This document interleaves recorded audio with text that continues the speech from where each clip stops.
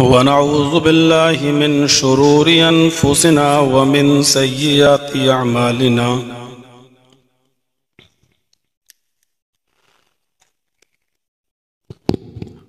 من يهد الله فلا مضل له ومن يضلله فلا هادي له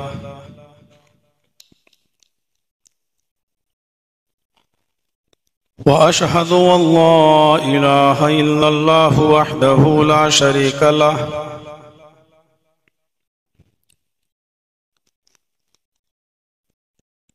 وأشهد أن محمدًا عبده ورسوله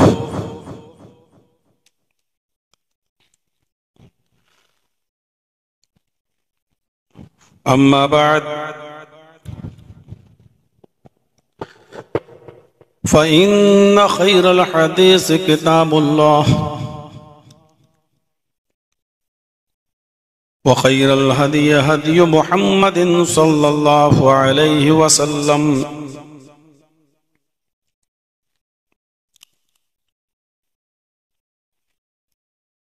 وشر الأمور محدثاتها وكل محدثة بدعة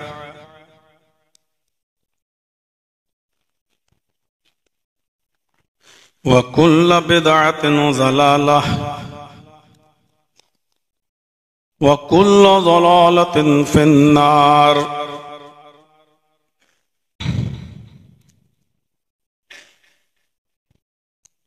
أعوذ بالله من الشيطان الرجيم. بسم الله الرحمن الرحيم.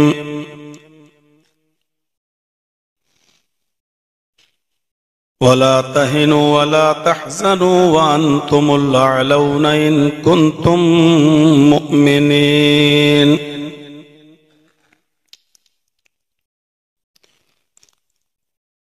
رب اشرح لي صدري ويسر لي أمري واحلل عقدة من لساني يفقهوا قولي.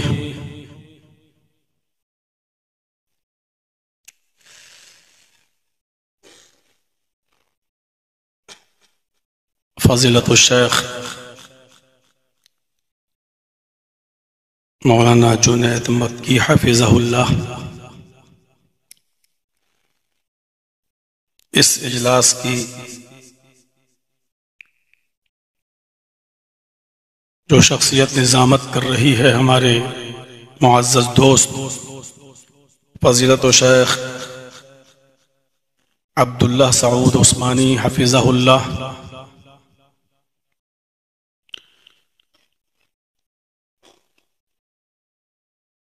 اسعد مکی حفظہ اللہ، ان کے رفقا، اور اس مسجد میں سردیوں کی اس رات میں قرآن و حدیث کی باتیں سننے کے لیے آئے ہوئے معزز سامعین حضرات، پردہ نشین اسلامی خواتین، پیاری ماں اور بہنوں، جمعیت شبان المسلمین وقتاً فوقتاً اس قسم کے پروگرام کراتی رہتی ہے، اور جو بھی عالم آپ کی اس بستی میں آتا ہے تو ان سے اصرار کر کے وقت لے لیا جاتا ہے، اور کوئی موقع ایسا چھوڑا نہیں جاتا کہ لوگ محروم رہ جائیں۔ کوشش ہوتی ہے کہ آنے والے علماء سے کچھ نہ کچھ استفادہ کیا جائے۔ مجھے بھی 4 جنوری کو آنا تھا، وقت پہلے سے طے تھا، پروگرام ایک درس کی شکل میں یہاں رکھا گیا۔ اللہ رب العالمین سے دعا ہے کہ الہ العالمین ہمیں اور آپ کو اس قسم کے جو دروس ہوا کرتے ہیں اور ان میں جو کتاب و سنت کی باتیں ہوتی ہیں اللہ رب العالمین ہمیں ان پر عمل کرنے کی توفیق عطا فرمائے۔ ایمان کی تازگی ہوتی ہے،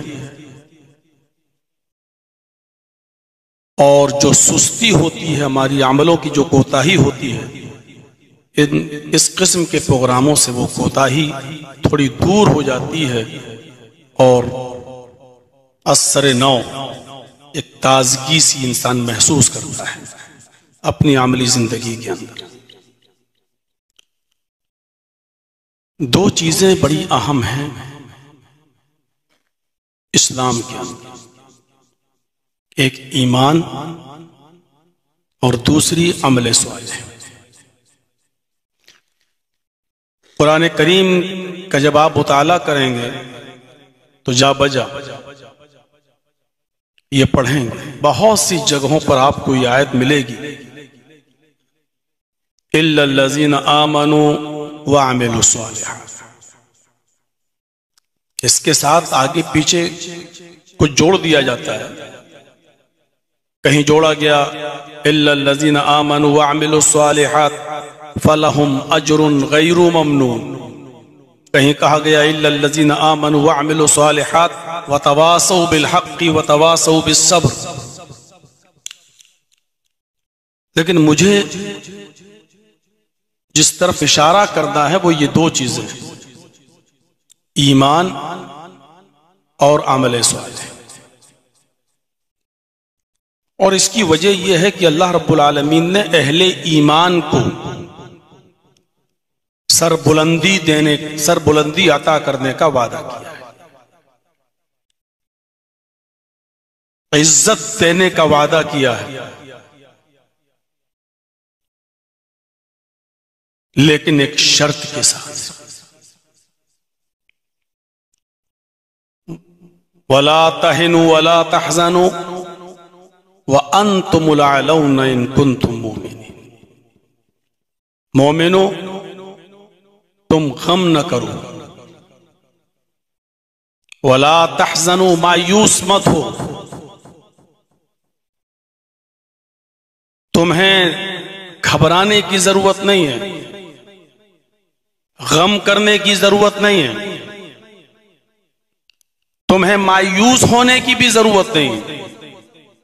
وَأَنْتُمُ الْأَعْلَوْنَ، ہم تمہیں عزت دیں گے، ہم تمہیں بلندی عطا فرمائیں گے، ہم تمہیں اونچا رکھیں گے،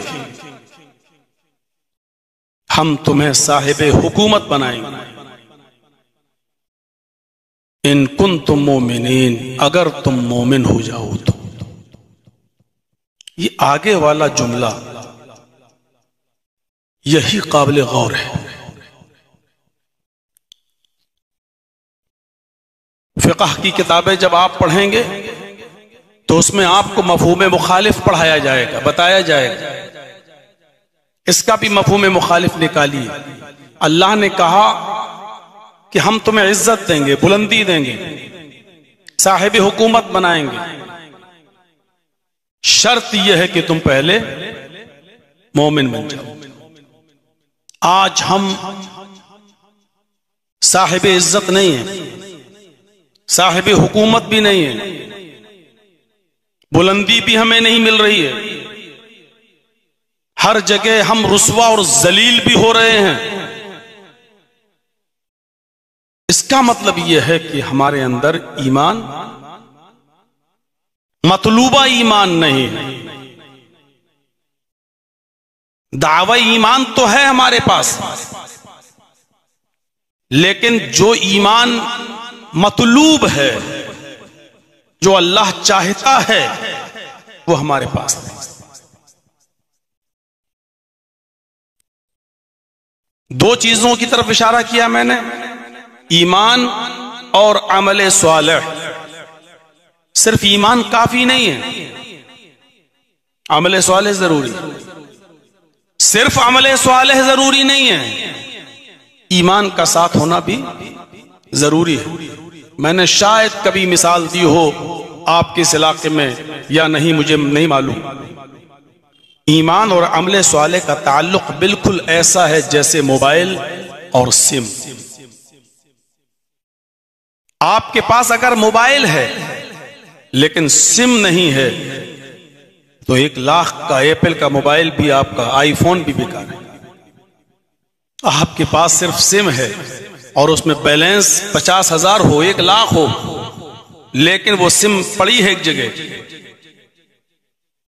بیلنس چاہے جتنا ہو اس کے اندر، لیکن وہ سم بھی بیکار ہے جب تک کہ موبائل میں۔ جب موبائل بغیر سم کے بیکار ہے اور سم بغیر موبائل کے بیکار ہے، اسی طریقے سے ایمان کا اور عمل صالح کا تعلق ہے۔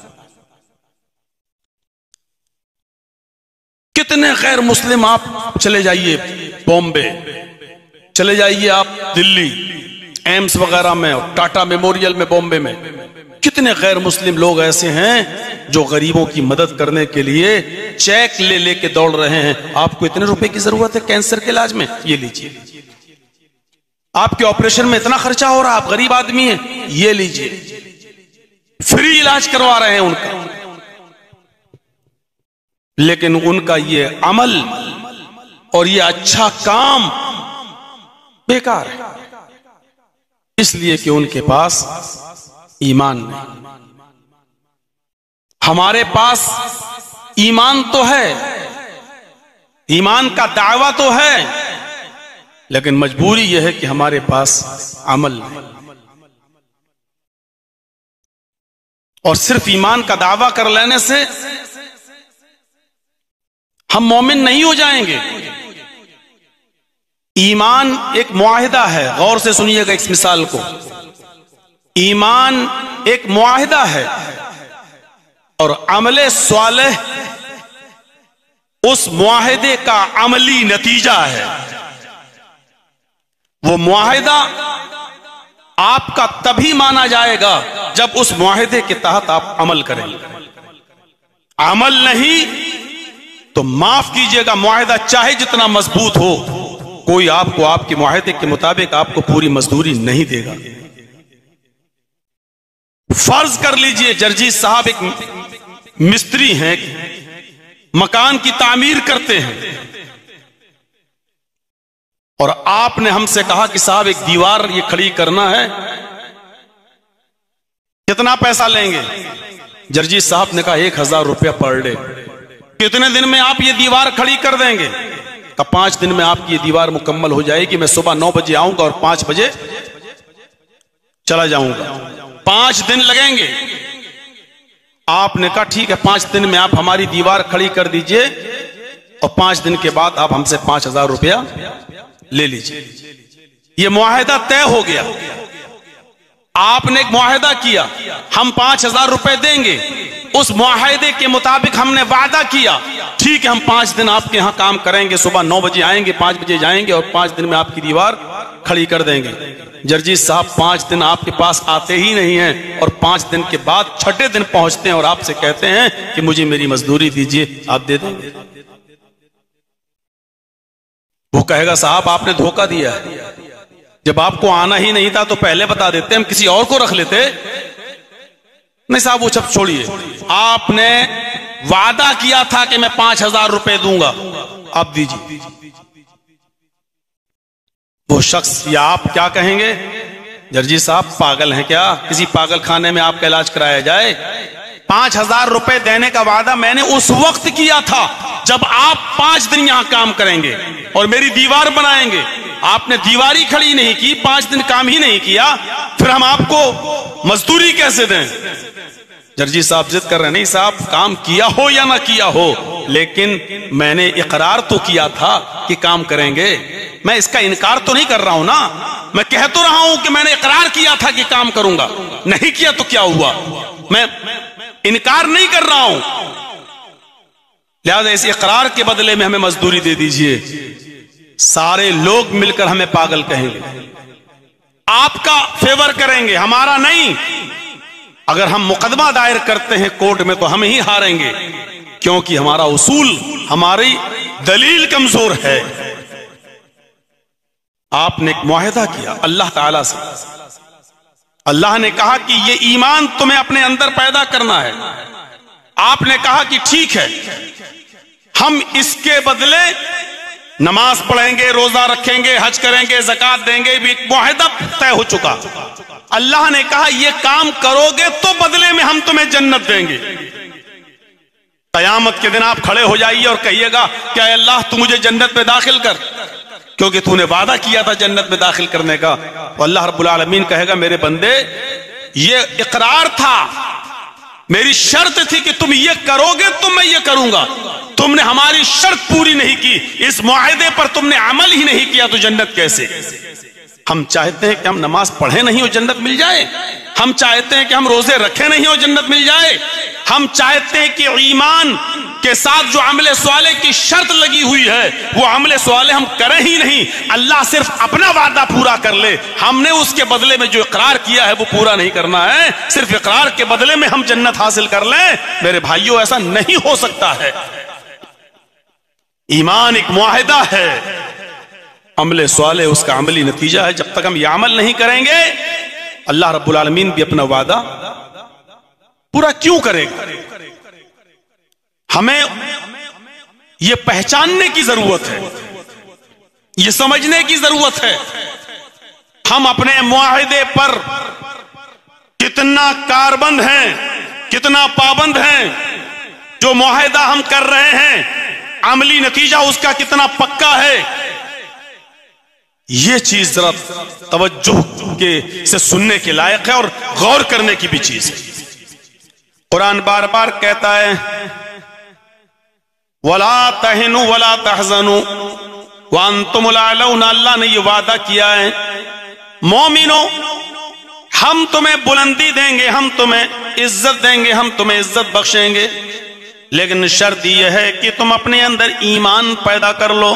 ان کنتم مومنین، پہلے تم مومن بن کر دکھاؤ. اس کا مطلب یہ ہے کہ مطلوبہ ایمان ہمارے اندر نہیں ہے. مطلوبہ ایمان کیا ہے؟ یہ چیز اگر آج آپ نے غور کر لی اور سمجھ گئے تو انشاءاللہ بہت آسانی پیدا ہو جائے گی. مطلوبہ ایمان کیا ہے؟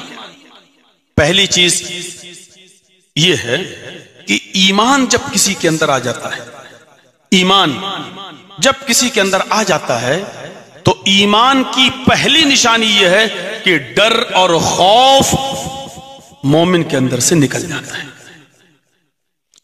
میں اس کو یوں کہہ سکتا ہوں کہ جس کے اندر جتنا زیادہ ایمان ہوگا اس کے اندر دنیا اور دنیا داروں کا ڈر اتنا ہی کم ہوگا اور اللہ کا خوف اتنا ہی زیادہ ہوگا. اس کو ایک اور مثال سے سمجھنے کی کوشش کیجیے. ایمان ہماری بنیاد ہے. ہمارا رشتہ اپنی بنیاد سے جتنا مضبوط ہوگا ہم اتنی ہی ترقی کریں گے. یوشک الامم ان تداع علیکم کما تداع الاکلۃ علی قصتها. ابو داؤد کتاب الملاحم کے الفاظ ہیں ایک ایسا زمانہ تمہارے اوپر آ جائے گا کہ تم دیکھو گے کہ تمہارے اوپر ساری قومیں سے ٹوٹ پڑیں گی، تمہارے اوپر دنیا کی ساری قومیں سے ٹوٹ پڑیں گی جیسے بھوکے لوگ دسترخوان کے اوپر ٹوٹ پڑتے ہیں. جیسے بھوکے لوگ دسترخوان کے اوپر ٹوٹ پڑتے ہیں. قال قائل، ایک کہنے والے نے کہا وَمِن قِلَّةٍ نَحْنُ يَوْمَئِذٍ، اے اللہ کے نبی صلی اللہ علیہ وسلم کیا اس دن ہم تعداد میں کم ہوں گے؟ کیا ہماری قلت ہوگی؟ کیا ہماری تعداد زیادہ نہیں ہوگی کہ سارے لوگ ہمارے اوپر ٹوٹ پڑیں اور ہمارا مذاق اڑائیں، ہمیں ٹکڑے ٹکڑے کر دیں؟ تو اللہ کے نبی صلی اللہ علیہ وسلم نے فرمایا نہیں نہیں، تمہاری تعداد کم نہیں ہوگی، بل انتم یومئذ کثیر، تمہاری تعداد بہت زیادہ ہوگی، بہت زیادہ تم تعداد میں ہوگے، لیکن وَلَكِنَّكُمْ غُثَاءٌ كَغُثَاءِ السَّائِلِ، کیڑے مکوڑوں کی طرح، کوڑا کرکٹ کی طرح، جیسے سمندر کی موجیں ان کو جہاں چاہتی ہیں بہا لے جاتی ہیں، ایسے ہی دنیا کی ساری قومیں تمہیں جہاں چاہیں گی وہاں بہائیں گی، جیسا نچانا چاہیں گی ویسا ناچو گے. کیوں؟ کیونکہ اللہ رب العالمین تمہارے دلوں میں وہن ڈال دے گا. کافروں کے دلوں سے تمہارا رعب و دبدبہ نکال دے گا. تمہارا خوف، تمہارا دبدبہ جو ان کے دلوں میں بیٹھا ہوا وہ نکال دے گا اور تمہارے دلوں میں وہن ڈال دے گا. آج دیکھ لیجئے، کل تک ہمارے محلے میں کوئی بجتی ہوئی بینڈ باجے کے ساتھ بارات نہیں گزرتی تھی. 60-70 سال پہلے کا زمانہ دیکھ لو. لوگ کہتے تھے نہیں، مسلمانوں کا محلہ ہے، ان کو گانوں سے نفرت ہے، نہیں بند کر دو. لیکن آج یہ حال ہے کہ ہماری مسجدوں میں خطبے ہو رہے ہوتے اور نمازیں ہو رہی ہوتی تب بھی نہیں رکتی. کیوں؟ جب ہم نے خود ان سے عشق لڑانا شروع کر دیا، موسیقی سے اور گانے بجانے سے. جب ٹی وی اور اس کے اندر آنے والے غنا سے ہم لطف اندوز ہونے لگے تو اللہ رب العالمین نے رعب و دبدبہ ہمارا نکال دیا ان کے دلوں سے. اس لیے فرمایا کہ اللہ تمہارے دلوں میں وہن، کمزوری ڈال دے گا. پھر صحابہ نے پوچھا کمزوری کیا ہے؟ تو آپ نے فرمایا حب الدنیا و کراہیت الموت. اللہ دنیا کی محبت اور موت کی ناپسندیدگی تمہارے دلوں میں ڈال دے گا. یہ صورتحال ہے ہماری. جو چیز پرانی ہوتی جاتی ہے وہ ہماری طرف سے ریجیکٹ ہوتی جاتی ہے. گھڑی پرانی ہوتی ہے ہم اس کو ریجیکٹ کر دیتے ہیں. مائک پرانا ہوتا ہے ریجیکٹ کر دیتے ہیں. کپڑا پرانا ہوتا جاتا ہے ہم اس کو ریجیکٹ کرتے جاتے ہیں. لیکن دنیا میں ایسی کیا چیز ہے؟ یہ جتنی زیادہ آگے بڑھتی جا رہی ہے، جتنی بوڑھی ہوتی جا رہی ہے، جتنا ایک سال 2 سال آگے کی طرف بڑھتی جا رہی ہے، اس دنیا کی رنگینی ہمیں اتنے ہی آج ہمیں اپنا گرویدہ کرتی جا رہی ہے، آج ہمیں اپنے چنگل میں لے رہی ہے. یہ دنیا جتنی بوڑھی ہوتی جا رہی ہے آج ہم اس کے اندر اتنا ہی کھلتے جا رہے ہیں، اس میں اتنا ہی مگن ہو رہے ہیں. اس پرانی دنیا سے، اس بوڑھی دنیا سے ہمیں نفرت کیوں نہیں ہو رہی ہے؟ امام کائنات نے یہ نہیں کہا کہ تم نفرت کرو، دنیا سے بالکل قطع تعلق ہو جاؤ. اللہ تبارک و تعالیٰ نے بھی یہ نہیں کہا مسلمانوں تم دنیا بالکل چھوڑ دو. اس نے بتایا تم دنیا بھی مانگو اور آخرت بھی مانگو. دنیا کی بھلائیاں طلب کرو اور آخرت کی بھلائیاں بھی طلب کرو. دنیا میں بھی کچھ چیزیں بری ہیں، آخرت کے اندر بھی کچھ چیزیں بری ہیں. آخرت کی اور دنیا کی بری چیزوں سے تم اللہ کی پناہ مانگو اور یہ دعا کرتے رہا کرو ربنا آتنا فی الدنیا حسنۃ وفی الآخرۃ حسنۃ وقنا عذاب النار. اے اللہ ہمیں دنیا کی خوبیوں سے نواز، دنیا کی اچھائیوں سے نواز، اور وفی الآخرۃ حسنہ، اور آخرت میں جو اچھائیاں، جو بھلائیاں، جو خوبیاں تو نے رکھی ہیں تو ان خوبیوں اور بھلائیوں سے تو ہمیں نواز دے. وقنا عذاب النار، اور جہنم کے عذاب سے تو ہمیں نجات عطا فرما.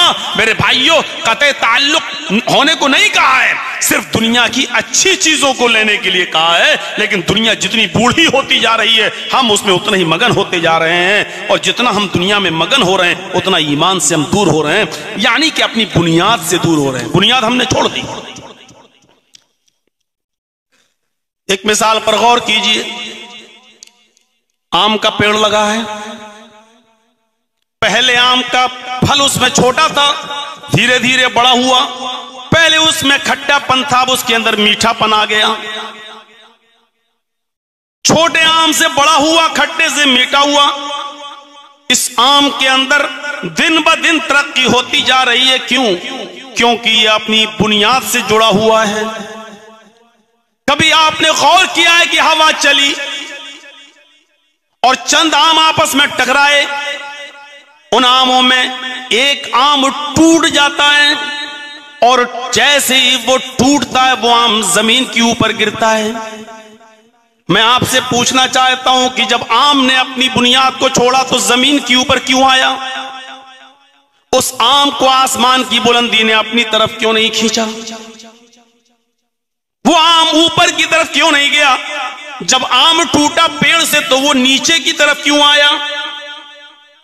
آم کا اپنے پیڑ سے ٹوٹنا اور اس پیڑ سے قطع تعلق ہونا پھر اس کا نیچے گرنا ہمیں یہ عبرت دے رہا ہے کہ جو چیز اپنی بنیاد کو چھوڑ دیتی ہے وہ پستی کی طرف آتی ہے، وہ ذلت کی طرف آتی ہے، وہ رسوائی کی طرف آتی ہے، وہ کبھی ترقی نہیں کر سکتی، وہ کبھی بلندی پر نہیں جا سکتی ہے، کیونکہ اس نے اپنی بنیاد سے اپنا رشتہ توڑ لیا ہے۔ جب وہ زمین پر گرے گی تو زمین پر کھیلنے والے کچھ لڑکے اس آم پر ٹوٹ پڑیں گے، جس کے ہاتھ میں آئے گا وہ لے جائے گا، ٹوٹیں گے اس کے اوپر، گریں گے اس کے اوپر، اور یہ بھی ہو سکتا ہے کہ آم چینا جھپٹی میں دب جائے، مسل دیا جائے اور نہ یہ کھا سکے نہ وہ کھا سکے، کسی کے کام نہ آئے، ایسا بھی ہو سکتا ہے۔ آم کا اپنی بنیاد سے ٹوٹنا اور زمین پہ گرنا ہمیں یہ درس دے رہا ہے، ہمیں یہ سبق دے رہا ہے کہ بنیاد سے جب تک کوئی چیز جڑی ہے میٹھا ہوتی جائے گی، ترقی کرے گی، بڑھتی جائے گی، اس میں دن بدن اضافہ ہوتا جائے گا، لیکن جب بنیاد سے اپنا رشتہ توڑے گی تو پھر اس کا مقدر ترقی نہیں ہے، اس کا مقدر تنزلی ہے، اس کا مقدر زمین پر آنا ہے، ذلت رسوائی اس کا مقدر ہے۔ ہمارا ایمان سے جتنی بنیاد ہماری مضبوط ہوگی، ہماری بنیاد کیا ایمان سے ہمارا رشتہ جتنا مضبوط ہوگا ہم اتنا ترقی کریں گے۔ اسی لیے اللہ نے ہماری بنیاد کو ایمان سے جوڑتے ہوئے کہا ان کنتم مومنین، ہم تمہیں بلندی دیں گے، ہم تمہیں اونچا اٹھائیں گے، ہم تمہیں سرداری دیں گے، دن پہ دن تمہاری عزت میں اضافہ کریں گے، شرط تم پہلے ایمان والے بن جاؤ، تم ایمان سے اپنی بنیاد کو مضبوط کرو، پہلے مومن تو بن جاؤ۔ نہیں ہے ابھی 1.5-2 مہینے کے بعد 3 مہینے کے بعد جو الیکشن آئیں گے اس میں ہم دیکھ لیں کہ ہم کتنے % متفق ہیں اور متحد ہیں۔ دیکھ لیجئے کا نظریہ ہمارا، ہماری وچار دھارائیں، ہمارے نظریات، ہمارے اختلافات، ہمارا انتشار، ہماری نا اتفاقی، جو وہ چاہ رہے ہیں دوسرے لوگ، ہم ان کو وہی موقع فراہم کر رہے ہیں۔ دیکھ لیجئے گا، ہم نے ایمان سے اپنے رشتے کو منقطع کر لیا ہے، بنیاد۔ ایک اور مثال سے سمجھنے کی کوشش کیجئے۔ جرجیت صاحب ایک پتنگ اڑا رہے ہیں، ڈھیل دیتے جاتے ہیں، پتنگ اڑتی جا رہی ہے، وہ پتنگ کافی بلندی پر ہے، جیسے جیسے ڈور کو ڈھیل دیتے جا رہے ہیں پتنگ اوپر ہی جا رہی ہے۔ وہ پتنگ اوپر کیوں جا رہی ہے؟ وہ پتنگ نیچے کیوں نہیں آ رہی ہے؟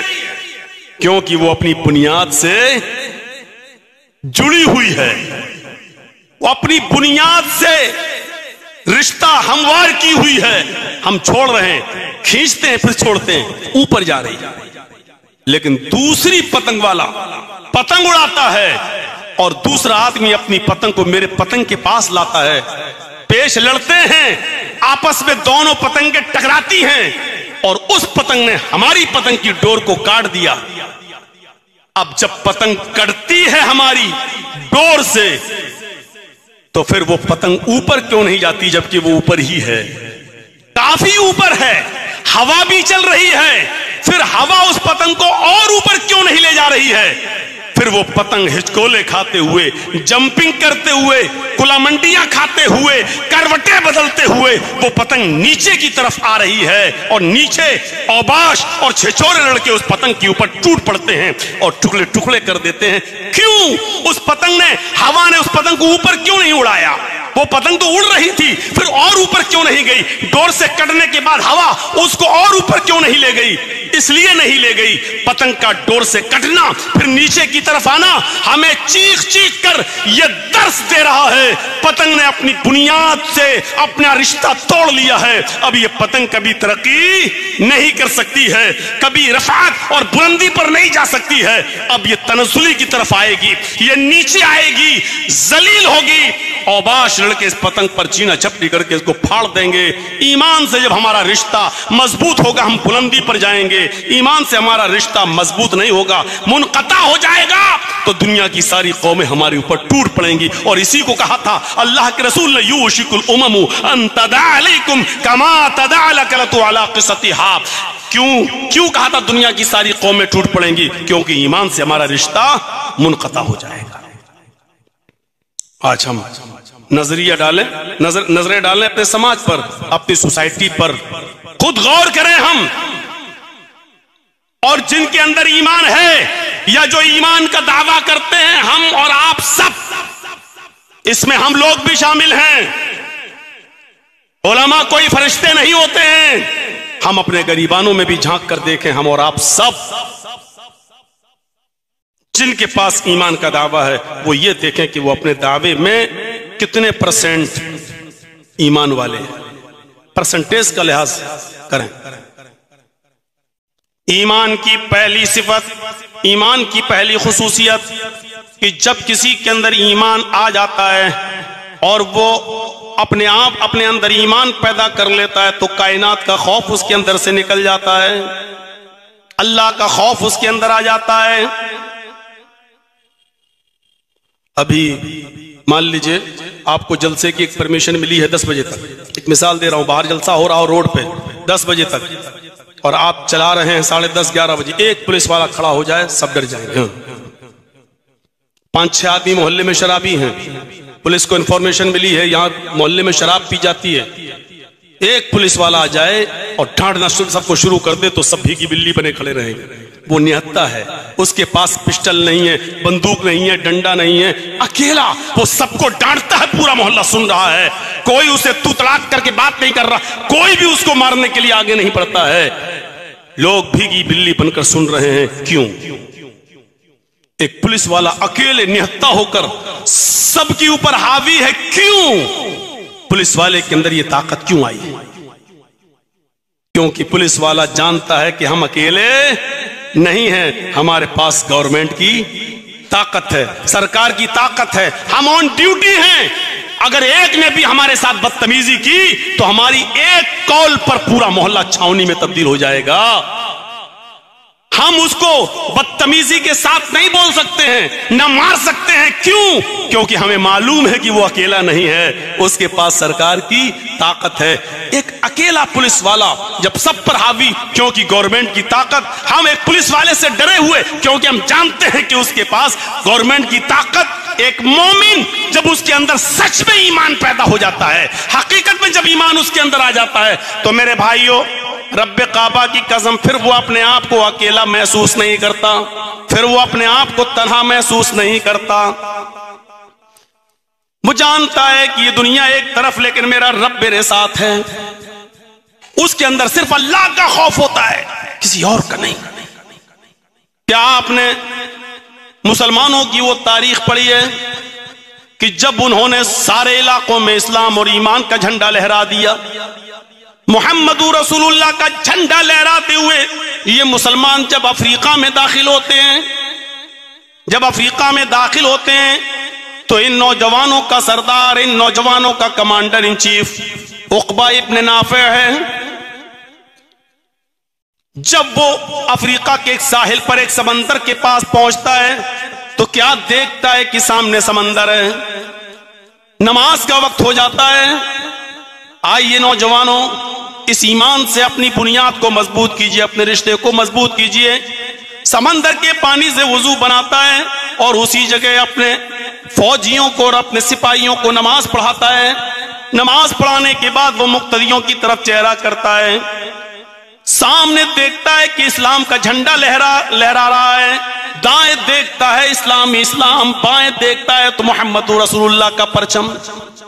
پھر وہ سمندر کی طرف چہرہ کرتا ہے، وہاں سمندر ہی سمندر، سمندر کے اندر طغیانی ہے، سمندر کی لہریں، سمندر کا پانی جوش مار رہا ہے، اس کے اندر طغیانی آئی ہوئی ہے۔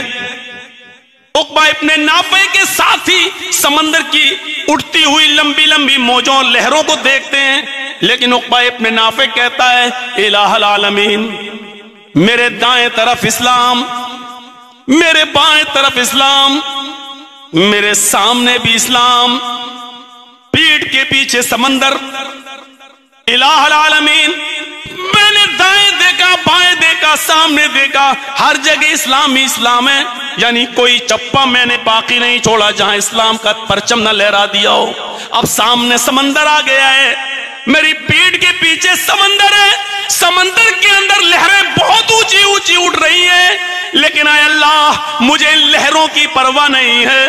ایمان دیکھیے، اے اللہ مجھے ان لہروں کی کوئی پرواہ نہیں ہے، تیرے عزت و کبریائی کی قسم کھا کے کہتا ہوں، اگر مجھے یہ معلوم ہو جائے اس سمندر کو پار کرنے کے بعد بھی کوئی بستی رہتی ہے، وہاں تیری کوئی مخلوق زندہ ہے، وہاں تیرے بندے آباد ہیں، تو تیری عزت کی قسم کھا کے کہتا ہوں میں اپنے سپاہیوں اور اپنے گھوڑوں کو ان سمندروں کے اندر ڈال دوں گا، اور اس وقت تک رکنے کا نام نہیں لوں گا جب تک کہ اس بستی میں بھی جناب محمد رسول اللہ کا پرچم نہ لہرا دوں۔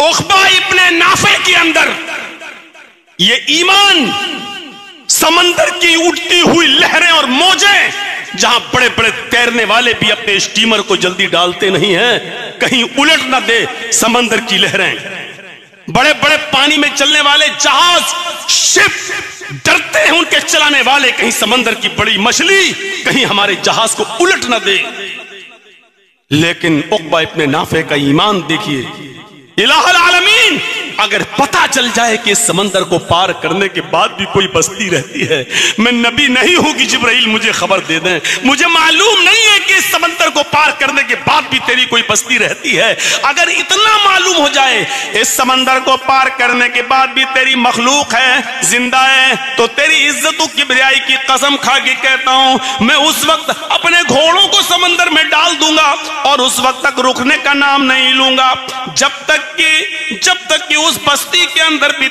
تیرے نبی جناب محمد رسول اللہ کا جھنڈا نہ پھہرا دوں۔ یہ کون سی طاقت تھی؟ اس کو سمندر کی لہریں نہیں روک رہی ہیں، کیوں؟ ایمان پیدا ہو گیا، ایمان سے رشتہ جوڑ لیا۔ آج ایمانداری کے ساتھ بولیے، ہم تو اپنے گھروں سے شیطانی چیزیں نہیں نکال سکتے ہیں، ہم اپنے بچوں کے اندر ایمانی جرات کیا پیدا کریں گے اور ایمانی رشتہ کیا مضبوط کریں گے؟ جائزہ لو، میں نہیں کہہ رہا ہوں، مجھے معلوم ہے کہ 1 گھنٹہ 1.5 گھنٹہ بولنے کے بعد ہماری صبح روش کیا ہوگی، ہمیں معلوم ہے، خط کا مضمون بھاپ لیتا ہوں لفافہ دیکھ کر، معلوم ہے اس تقریر کا 2% بھی عمل نہیں ہوگا۔ ہم اپنا کبھی جائزہ لیے، کبھی حساب لیے؟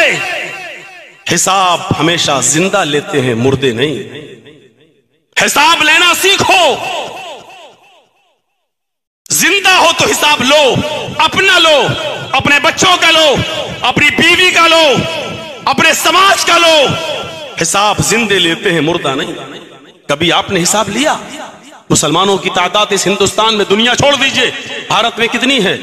35 کروڑ۔ چھوڑیے، ہم سرکاری رودات کے مطابق بتاتے ہیں 30 کروڑ۔ کتنے؟ 30 کروڑ۔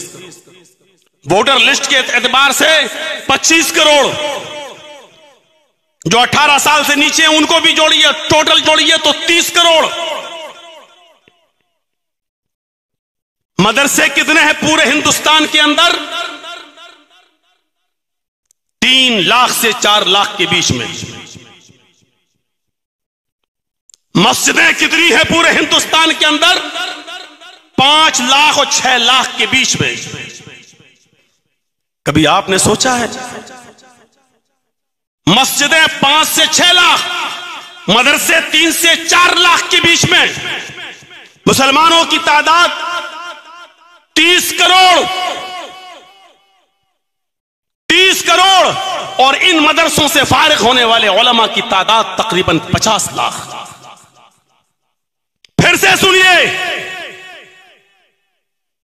مسلمانوں کی تعداد تقریباً 30 کروڑ، علماء تقریباً 50 لاکھ، مدرسے تقریباً 3 لاکھ، مسجدیں تقریباً 5 لاکھ، اور ان تمام چیزوں کے بعد پھر اپنی مسجدوں کا حساب لیجئے۔ ان 30 کروڑ مسلمانوں میں نمازی only 2%، صرف 2% مسلمان نماز، 98% مسلمان کہاں ہے؟ یہ 98% مسلمان کیا کر رہا ہے؟ ہمیں بلندی ملے تو کہاں سے ملے؟ سرخ روح ہو تو کہاں سے ہو؟ عزت ہماری قدم بوسی کرے تو کہاں سے کرے؟ رب کی مدد ہمارے پاس آئے تو کہاں سے آئے؟ کہ 50 لاکھ علماء کے ہوتے ہوئے، 30 کروڑ مسلمانوں کی تعداد ہوتے ہوئے، 3 لاکھ مدرسوں کے ہوتے ہوئے، 5 لاکھ مسجدوں کے ہوتے ہوئے نمازیوں کی تعداد صرف 2%۔ جمعے کے اندر یہ نمازی بڑھ جاتے ہیں 5%، رمضان میں نمازیوں کی تعداد ہو جاتی ہے 10%، عید اور بقرعید میں یہ تھوڑی سی بڑھ کر 20% پہ پہنچ جاتی ہے۔ عید اور بقرعید کے دن بھی 80% مسلمان غائب۔ مجھے بتائیے حساب کتنا آپ نے محاسبہ کیا؟ آپ ایک زندہ قوم ہو اور حساب زندوں سے لیا جاتا ہے، مردوں سے نہیں۔ میں نہیں کہتا ہوں کہ غصہ نہیں آنا چاہیے، جو کہتے ہیں غصہ حرام ہے وہ خود سوچیں کہ ان کے پاس کیا دلیل ہے۔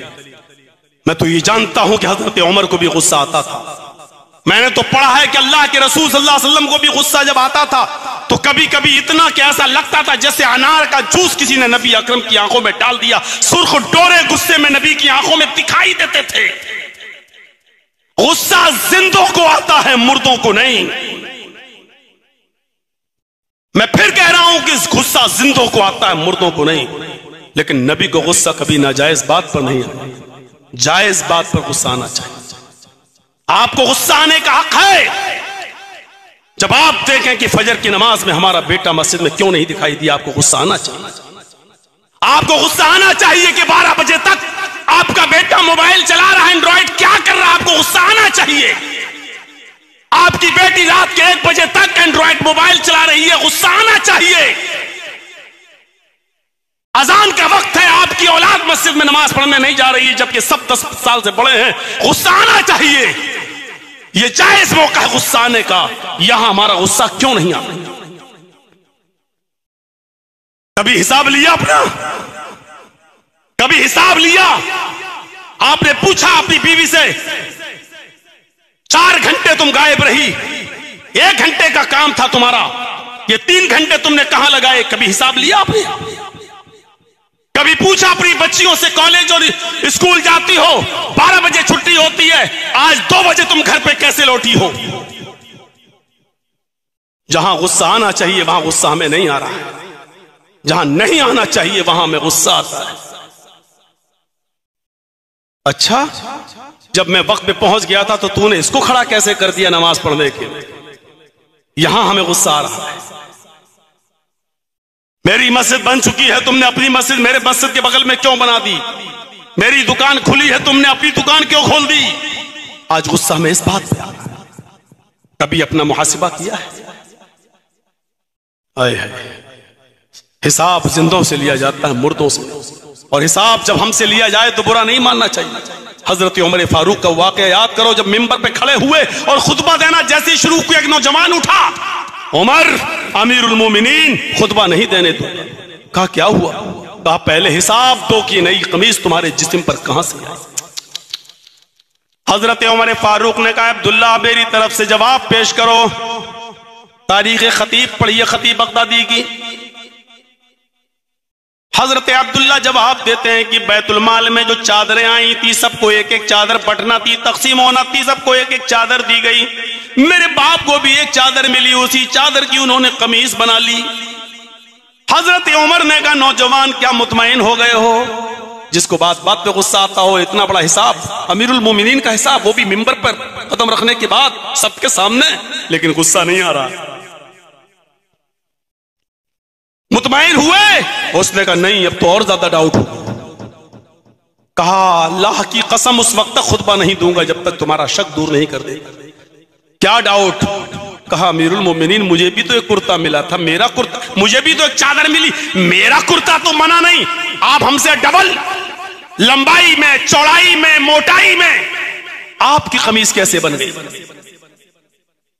کہا عبداللہ جواب دو۔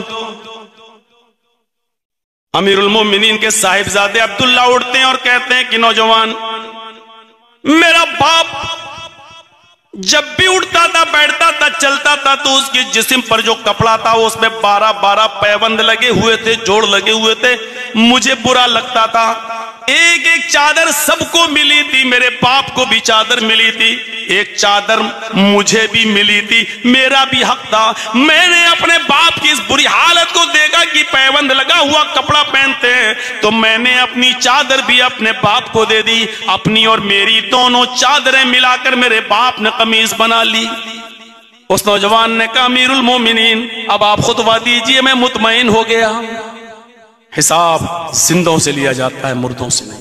آپ اپنے بچوں کا حساب نہیں لے سکتے ہو, اپنی بیوی کا حساب نہیں لے سکتے ہو, اپنی بیٹی کا حساب نہیں لے سکتے ہو, اپنے سماج کا حساب نہیں لے سکتے ہو. وہ عقبہ ابن نافع تو ساری بستی میں اسلام کا جھنڈا لہرانا چاہتا تھا, ہم اپنے گھروں میں بھی اسلام نافذ نہیں کر سکتے. پھر کہتے ہیں کہ پتہ نہیں کیا ہو رہا ہے, ہماری مدد نہیں آتی. 2% نمازی, اور ہم سوچ رہے ہیں کہ اللہ کی طرف سے مدد آئے. تصور کریے ہم کہاں ہیں. 50 لاکھ علماء, 3 لاکھ مدرسے, 5 لاکھ مسجدیں, اور نمازی 2%. محاسبہ کریے اور اپنے آپ کو دیکھیے ہم کھڑے کہاں ہیں. وہی طارق ابن زیاد ہے, سمندر کا سینہ چیرتا ہوا جب اندلس کی سرزمین پر پہنچتا ہے تو اپنے ساتھیوں سے کہتا ہے ساتھیوں جتنی کشتیاں تم لے کر آئے ہو اور جن کشتیوں میں سوار ہو کر تم یہاں آئے ہو ان کشتیوں میں تم آگ لگا دو. طارق ابن زیاد کے ساتھی چیخ پڑے یہ کیا ہو گیا ہے. ارے اندلس پر اسلام کا جھنڈا لہرانے کے بعد پھر ہم اپنی بیوی بچوں سے ملنے کے لیے جائیں گے, جب کشتیاں ہی جلا دی جائیں گی تو ہم واپس کہاں سے جائیں گے. طارق ابن زیاد کا چیختا ہوا جواب سنیے, گھر واپسی کا تصور تمہیں اندلس کو فتح نہیں کرنے دے گا, اس لیے اب اندلس میں آ چکے ہو, ان کشتیوں کو آگ لگا دو. اب اندلس میں تمہیں 2 ہی کام کرنا ہے, یا تو زندہ رہ کر اسلام کا جھنڈا لہرانا ہے یا اسی جگہ مر کر شہید ہو جانا ہے. گھر واپس جانے کا تصور اب تم اپنے دماغ میں مت رکھو. اگر گھر واپسی کا تصور تمہارے دماغ میں رہا تو پھر تم اندلس کو فتح نہیں کر پاؤ گے. تمہیں یہی لڑنا ہے, یا تو ہمیں زندہ رہنا ہے تو اسلام کا جھنڈا لہرانا ہے, یا اسی اندلس کی سرزمین پر مر کر ہمیں میرے بھائیوں شہید ہو جانا ہے. غور کریے طارق ابن زیاد کے اندر یہ ایمانی کشش کیسے پیدا ہو گئی. کشتیاں جلا دی گئیں, کشتیوں میں آگ لگا دی گئی, کشتیاں آگ کے حوالے کر دی گئیں, اور کوئی بھی طارق ابن زیاد کا ساتھی پھر گھر واپسی کا تصور نہیں کر سکا. اب یہی رہنا ہے, مرنا جینا جو کچھ بھی ہے اب ہمیں اندلس کے اندر کرنا ہے. گھر واپس جانے کا خیال ان کے دماغوں سے نکل گیا ہے. میں نے وہی کہا تھا جب کسی کے اندر ایمان پیدا ہو جائے تو پھر وہ صرف ایک اللہ سے ڈرتا ہے, اس کے اندر کوئی چیز کوئی خوف باقی نہیں رہتا. کائنات ایک طرف, وہ اکیلا ایک طرف. ہزاروں واقعات آپ کو ایسے ملیں گے. پڑھیے صحابہ کرام کی زندگی, کون سی چیز تھی. حضرت بلال کو کافروں نے ننگا کر دیا, اوپر کا کپڑا اتار دیا, تپتی ہوئی ریت کی اوپر لٹا دیا. تصور کرو کہ پیڑ جل رہی ہے, اس پر بھی ان کو چین نہیں ملتا ہے, ایک بھاری پتھر لا کر ان کی پیٹھ پر رکھ دیا جاتا ہے. پوچھا اے بلال کہو اب کیا کہتے ہو. اب تو شاید تمہارے دل سے بھی ایمان کا تصور نکل گیا ہوگا. بلال اپنے سامنے ان کافروں کو کھڑا دیکھ رہے ہیں, لیکن ایمان کی طاقت جب ان کے اندر پیدا ہوتی ہے تو ان کی زبان سے جو جملہ نکلتا ہے وہ یہ ہے احد احد احد, اللہ ایک ہے, اللہ ایک ہے. تم جتنا زیادہ مجھے ستاؤ گے میری زبان سے ہو اللہ احد اتنا ہی زیادہ نکلے گا. یہ کون سا ایمان تھا یہ کون سی ایمان کی طاقت تھی کہ چاروں طرف کافر کھڑے ہیں، سخت سے سخت تکلیف دینا چاہتے ہیں، لیکن بلال ان تکلیفوں کا سامنا کرتا چلا جا رہا ہے اور کہہ رہا احد احد احد، اللہ ایک ہے، اللہ ایک ہے۔ ہم اس بلال رضی اللہ تعالی عنہ کے اس ایمانی واقعے کو اپنے ذہن میں رکھ کر تصور کریں، ہم کتنے پرسنٹ ایمان والے ہیں؟ سوچئے۔ مومن تو شاید ہم اپنے آپ کو کہہ نہیں سکتے، لیکن پرسنٹیج کے لحاظ سے جوڑیے کتنے پرسنٹ ہم مومن ہیں۔ ایمان کا ایک تصور کرنا چاہتے ہیں تو آئیے چلیے۔ ابراہیم علیہ السلام کو حکم ہوتا ہے ہاجرہ اور شیر خوار دودھ پیتے بچے اسماعیل کو بیابان جنگل میں چھوڑ دیا جاؤ۔ آج تو آپ اپنی 4 ویلر لے کر بنگال تک کا سفر کر سکتے ہو، کوئی دقت نہیں ہے، سنسان علاقے سے بھی نکل سکتے ہو، کوئی دقت نہیں ہے۔ تصور کرو اس زمانے کا، ابوالکلام آزاد کی تحقیق کے مطابق کوئی تقریباً 5500 سال پرانا اس منظر کو۔ ابراہیم علیہ السلام اپنی بیوی ہاجرہ کو جس بیابان جنگل میں چھوڑتے ہیں، جس کو مینا کی وادی کہا جاتا ہے، اس وقت تک ان کو معلوم نہیں ہے کہ مجھے یہاں چھوڑ کر یہ چلے جائیں گے۔ ہاجرہ کو وہاں چھوڑتے ہیں، اسماعیل کو وہاں چھوڑتے ہیں۔ ہاجرہ کے بعد صرف تھوڑا سا ستو ہے اور تھوڑا سا پانی ہے۔ اپنی بیوی ہاجرہ کو اس وادی میں چھوڑتے ہیں اور وہیں اسماعیل کو اور چلنے لگتے ہیں۔ تصور دیکھنا بھی، ایمان کا تصور دکھاتے ہیں اور ایمان کے ساتھ بنیاد دکھلاتے ہیں آپ۔ چلنے لگتے ہیں، ہاجرہ نے آواز دی ابراہیم مجھے کہاں چھوڑ کر جا رہے ہو؟ ادھر کہاں؟ کوئی جواب۔ ہاجرہ نے دائیں بائیں دیکھا، درخت تو نظر آ رہے ہیں لیکن درختوں پر کوئی پرندہ بھی نہیں بیٹھا۔ پرندے بھی ایسے درختوں پر گھونسلے بناتے ہیں جہاں آس پاس پانی مل جائے، دور دور تک پانی کا پتہ نہیں، اس لیے پرندوں کے بھی گھونسلے درختوں پر نہیں۔ ایک بھی پرندہ اس جنگل میں نظر نہیں آ رہا، ایک بھی پرندہ۔ ابراہیم مجھے چھوڑ کے کہاں جا رہے ہو؟ ان درختوں پر تو ایک پرندہ بھی نظر نہیں آتا۔ ابراہیم علیہ السلام کے پاس کوئی جواب نہیں، چلے چلے آ رہے ہیں۔ اپنے چھوٹے سے بچے کو زمین کے اوپر لٹایا، ابراہیم علیہ السلام کا پیچھا کیا۔ ابراہیم کہاں جا رہے ہو؟ پیچھے مڑ کے دیکھو۔ ابراہیم علیہ السلام نے ہاجرہ کے سوال کا جواب دینا بھی ضروری نہیں سمجھا۔ اب ہاجرہ کا سوال دیکھو، اے ابراہیم حق رفاقت میں کیا مجھے کچھ سست پایا ہے؟ کیا رفیق حیات ہونے کے ناطے، شریک حیات ہونے کے ناطے، بیوی ہونے کے ناطے مجھ سے کچھ کمی ہوئی ہے؟ کیا عزت میں، خاطری میں، خدمت میں مجھ سے کوئی کوتاہی ہوئی ہے؟ پھر مجھے کس چیز کی سزا دے کے جا رہے ہو؟ اگر ایسی کوئی بات ہے تو بتاؤ۔ ابراہیم علیہ السلام کے پاس اس سوال کا بھی جواب نہیں، آگے بڑھتے چلے جا رہے ہیں۔ اب ہاجرہ نے جو چیز پوچھی اس کا جواب ابراہیم نے دیا، وہی ہماری ایمان کی بنیاد ہے۔ ہاجرہ نے پیچھے سے دامن کھینچا اور سوال کیا، ابراہیم جا رہے ہو تو جاؤ، اس بستی میں پرندہ بھی نہیں ہے، پتہ نہیں آپ کب آؤ گے، کب آؤ گے، مجھے کس کے سپرد کر کے جا رہے ہو؟ میں جب آؤ گے اگر میری عزت کو کچھ بٹا لگا تو میں آپ کو کیسے منہ دکھاؤں گی؟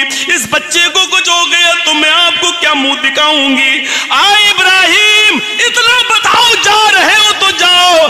اِلَا مَن تَتْرُكُنَا، یہ قرآن کے الفاظ، اِلَا مَن تَتْرُكُنَا، ابراہیم مجھے کس کے سپرد کر کے جا رہے ہو؟ ابراہیم مجھے کس کے حوالے کر کے جا رہے ہو؟ آئے ابراہیم مجھے اتنا بتا دو کہ جب تم آؤ گے، پتہ نہیں کل آ جاؤ، ایک ہفتے بعد آؤ، ایک مہینے بعد آؤ، ایک سال بعد آؤ، یا آؤ ہی نہیں، جب آؤ گے میں تمہیں کیا جواب دوں گی؟ ابراہیم مجھے کس کے سپرد کر کے جا رہے ہو؟ اِلَىٰ مَن تَتْرُكُنَا، ہمیں کس کے حوالے کر کے جا رہے ہو؟ شاید اس سوال کا جواب تھا ابراہیم علیہ السلام کے پاس، انہوں نے پیچھے مڑ کر دیکھنا گوارا نہ کیا۔ بیوی کی محبت اور بچے کی محبت کہیں ہمارے دل میں جوش نہ مار جائے۔ آگے بڑھتے جا رہے ہیں اور صرف اتنا بولتے ہیں اللہ۔ ہاجرہ تیرے سارے سوالوں کا جواب میرے پاس نہیں، آخری سوال تو نے جو کیا اس کا جواب میں دیتا ہوں، میں نے تجھے اور اس بچے کو اللہ کے سپرد کر دیا۔ توحید کو سمجھنے کی کوشش کر لو، جھگڑے ہی ختم ہو جائے۔ بیابان جنگل، ایک پرندہ تک نہیں، کہتی ہیں کس کے حوالے؟ اور ابراہیم علیہ السلام کا جواب دیکھو، یہی بنیاد ہے ہمارے ایمان کی۔ اللہ ہاجرہ میں نے تجھے اور اس بچے کو اللہ کے سپرد کر دیا۔ جب یہ سنتی ہے تو چہرے پہ مسکراہٹ آ جاتی، اور جانتے ہو پھر ہاجرہ نے کیا جواب دیا؟ یہ ان کے ایمان کی بنیاد۔ اس کے بعد ہاجرہ نے جو جواب دیا قرآن اس کو بھی نقل کرتا ہے۔ اب ہاجرہ نے پیچھے سے دامن چھوڑ دیا، اب آپ جائیے جہاں جانا ہے، ایک دن بعد آئیے، ایک ہفتے بعد آئیے، ایک مہینے بعد آئیے، ایک سال بعد آئیے، اب آپ کی مرضی ہے۔ جب آپ نے مجھے اللہ کے سپرد کر دیا ہے، اللہ کے حوالے کر دیا ہے، ابراہیم اب آپ اطمینان سے جائیے، اپنا کام کیجئے، بیوی اور بچوں کی طرف دماغ مت لگائیے گا۔ اگر ذہن لگاؤ گے، ادھر ٹینشن لوگے تو اپنا وہ کام نہیں کر پاؤ گے جس کام کے لیے جا رہے ہو۔ ابراہیم خوشی خوشی جائیے، اذن لا یضیعون اللہ ابدا۔ جب آپ نے ہمیں اللہ کے سپرد کر دیا ہے تو ہمارا رب ہم کو ضائع نہیں کرے گا، ہمارا رب ہم کو برباد نہیں کرے گا، ہمارا رب ہم کو ضائع نہیں کرے گا، ہمارا رب ہماری حفاظت فرمائے گا۔ اذن لا یضیعون اللہ ابدا، ہمارا رب ہم کو ضائع نہیں ہونے دے گا۔ آپ جائیے، ادھر ٹینشن مت لیجئے۔ اپنے شوہر کی ہمت افزائی کر رہی ہے، حوصلہ بڑھا رہی ہے کہ بیوی اور بچوں کی طرف انسان ودیش میں پردیش میں چند روپے لینے کمانے کے لیے جاتا ہے تو سب سے زیادہ اس کو ٹینشن اپنے گھر کی ہوتی ہے، اپنے بیوی اور بچوں کی ٹینشن ہوتی ہے۔ جب تم اپنے بیوی اور بچوں کی طرف ٹینشن لوگے تو اللہ کا وہ کام جس کام کے لیے تم جا رہے ہو دین کا، وہ کام کیسے کرو گے؟ فرمایا اب ادھر کی ٹینشن مت لینا، اذن لا یضیعون اللہ ابدا، اللہ اب آپ کو ہمیں کبھی ضائع نہیں کرے گا۔ جائیے، یہ تھا ایمان کے ساتھ بنیادی رشتہ۔ ایک عورت اکیلی، ہماری عورت، ہماری بیوی، ہماری گھر کی رشتہ دار، ابھی یہاں سے بٹھا دو تو الہ آباد تک جانے میں کانپ جائے۔ اکیلے، میں یہ نہیں کہہ رہا ہوں کہ اکیلے سفر کرائیے، لیکن اس موجودہ دور میں بھی اکیلے سفر کرتی ہے تو باپ کو طرح طرح کے خیالات پیدا ہوتے، پتہ نہیں خیریت سے پہنچے گی یا نہیں پہنچے گی، پتہ نہیں۔ اگر ٹرین میں باپ بٹھانے بھی جاتا اپنی بیٹی کو کہ تم اسکول جا رہی ہو علی گڑھ دلی، تو اب پیسنجر کوئی بوڑھا بزرگ آدمی ہوتا تو اسے کہہ کے جاتا ہے ذرا دلی تک ہماری بیٹی کا خیال رکھنا۔ ذرا تصور کیجئے آج کے اس دور میں جہاں عورتوں کو مردوں سے زیادہ بڑھاوا دینے کی کوشش کی جا رہی ہو، اس دور میں بھی اتنے خطرات ہماری ماں بہن بیٹیوں پر منڈلاتے رہتے ہیں۔ تصور کرو اس زمانے کو کہ حضرت ہاجرہ نے کیا کہا، ایمانی طاقت دیکھیے، جانتی ہے کہ ابھی تو دن ہے، رات میں کیا ہوگا، ایک پرندہ بھی نہیں ہے، خطرناک جانور بھی یہاں آ سکتے ہیں، لائٹ کا دور دور تک پتہ نہیں ہے، کوئی دیا بھی نہیں چل رہا ہے، اس رات میں 2 دن کا کھانا ہے، 2 دن کا پانی ہے، ختم ہو جائے گا تو مجھ پر اور میرے بچے پر کیا بیتے گی۔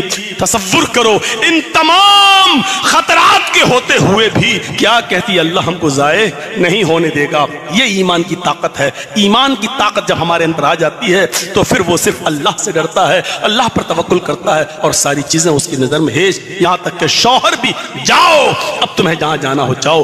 اب ہاجرہ نے ایمانی جواب دیا اور کیا کہا، اللہ ہم کو ضائع نہیں ہونے دے گا۔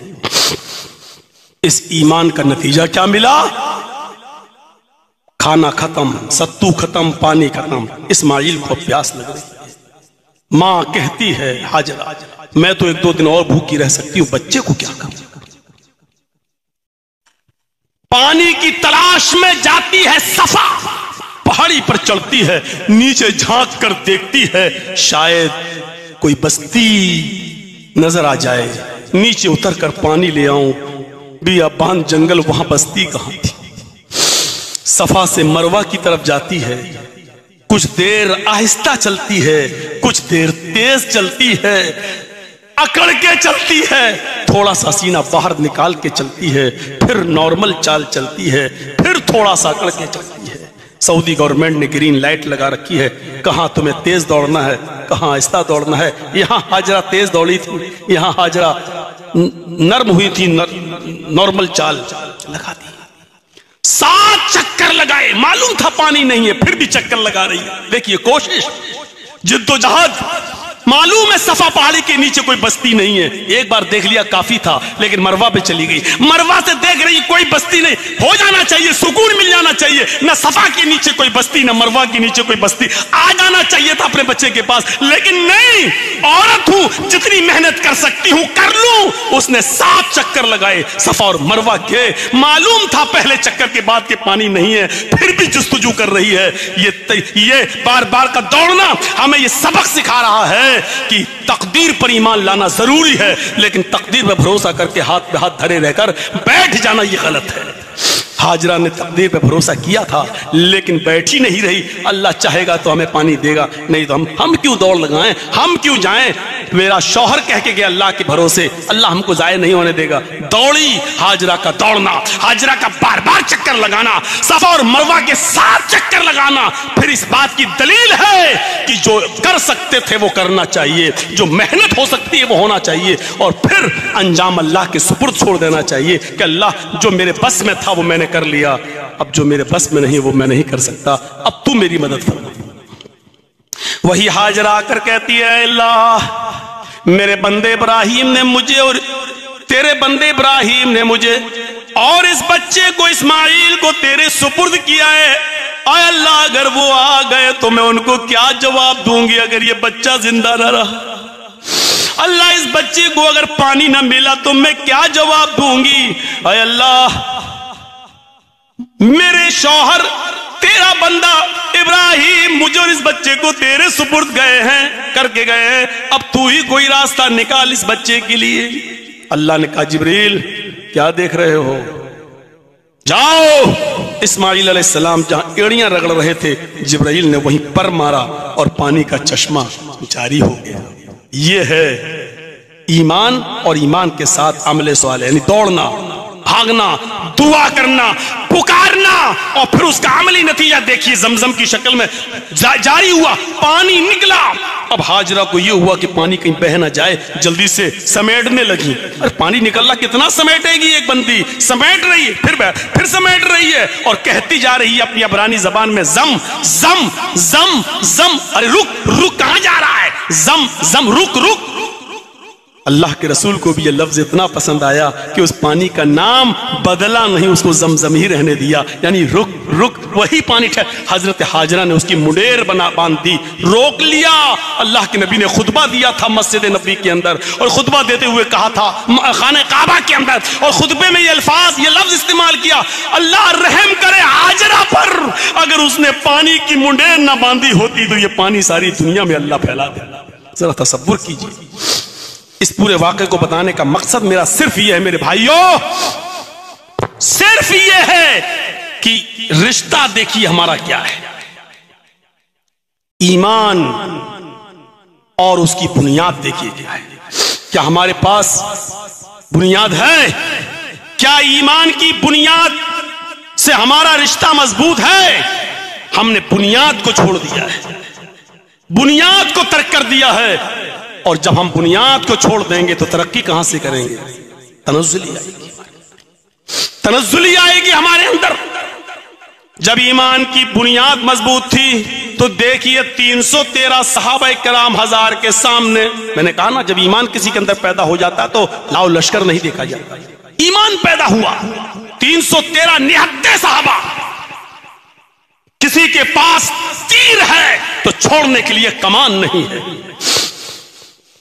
تلوار ہے لیکن دشمن سے کی تلوار سے بچنے کے لیے اپنے آپ کو ڈھال نہیں، ایک چیز ہے دوسری چیز نہیں، اور کافر ہتھیاروں سے لیس ایمانی رشتہ۔ نبی اکرم جناب محمد رسول اللہ صلی اللہ علیہ وسلم نے اس موقع پر جو جملے کہے اس پر غور کیجئے، یہ ایمانی رشتہ اور ایمانی بنیاد ہے۔ آپ نے 1000 کافروں کا لشکر دیکھا اور 313 نہتے صحابہ، ان کا چہرہ دیکھا تو آنکھوں میں آنسو آ گئے، سجدے میں سر رکھ دیا۔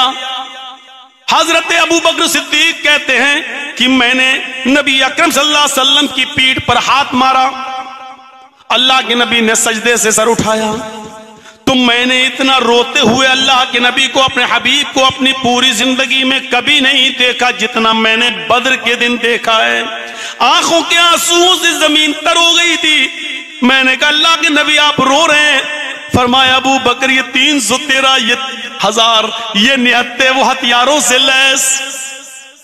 پھر اس کے بعد ابو بکر صدیق کا بیان ہے کہ اللہ کے نبی نے نظریں آسمان کی طرف اٹھائیں اور یہ جملے ادا کہے، یہ رشتہ دیکھیے ایمان کا، ایمان کی بنیاد دیکھیے، اللہم لا تہلک ھذہ العصابہ ان تہلک ھذہ العصابہ لن تعبد بعد اليوم۔ اے اللہ اس مٹھی بھر جماعت کو، یہی پکے سچے مومن ہیں، یہی پکے سچے مومن ہیں، اس مٹھی بھر جماعت کو ہلاک مت کرنا، ان کو آج مٹنے مت دینا۔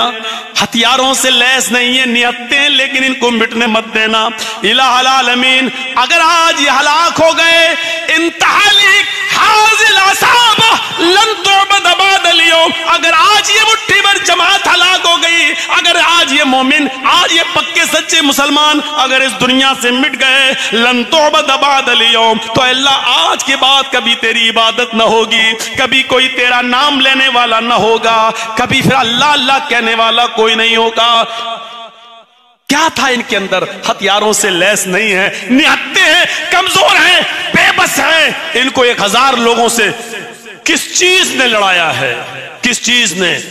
یہاں تو ابھی ہلکی سی کہیں سے آنسو گیس چھوڑ دی جائے فائرنگ میں تو جلدی سے فون آنے لگتے، ماں کی طرف سے بیٹے جلدی گھر آ جاؤ، کہاں ہو تم؟ ہمارا حال یہ ہو جاتا ہے۔ وہ کون سا ایمان تھا کہ جانتے ہیں کہ ہتھیار نہیں اور 1000 سے لڑ رہے ہیں، جانتے ہیں کہ ہمارے پاس تیر ہے لیکن چھوڑنے کے لیے کمان نہیں، کسی کے پاس کمان ہے تو چھوڑنے کے لیے تیر نہیں، پھر بھی لڑ رہے۔ کیا چیز ہے؟ ایمان۔